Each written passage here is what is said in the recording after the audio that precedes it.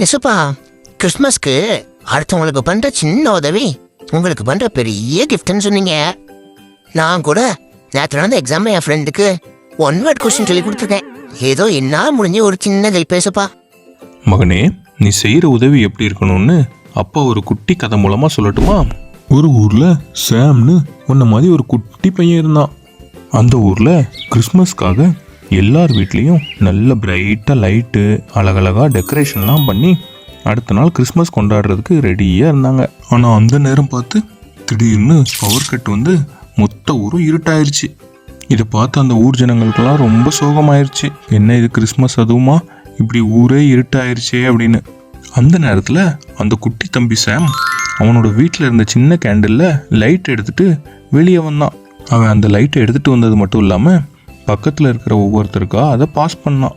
அப்படியே அந்த லைட் அந்த ஊர் முழுக்க பரவ ஆரம்பிச்சது. கொஞ்ச நேரத்திலேயே அந்த ஊர் ஃபுல்லாக அந்த சாம் பையன் கொடுத்த லைட்டு ரொம்ப பிரகாசமாக எரிஞ்சுது. இதை பார்த்து அந்த ஊரில் இருந்த ஒரு தாத்தா சாம்கிட்ட போய், நீ கொண்டு வந்த அந்த சின்ன லைட்டு நம்ம ஊரையே பிரகாசமாக்கிருச்சுன்னு சொல்லி ரொம்ப சந்தோஷமாக சொன்னாங்க.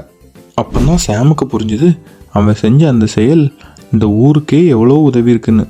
மகனே, அதனால் நம்பிக்கை இழந்து இருக்கிற மக்கள் மேலே நாம் காட்டுற ஒரு சின்ன அன்பு அவங்களோட வாழ்க்கையில் மிகப்பெரிய மாற்றத்தை கொடுக்கும். அதனால் இனிமேல் உன் ஃப்ரெண்டுக்கு சொல்லி கொடுக்கணும்னா எக்ஸாம் அன்னைக்கு செய்யாமல் அதுக்கு முன்னாடியே சொல்லி கொடுத்துருங்க.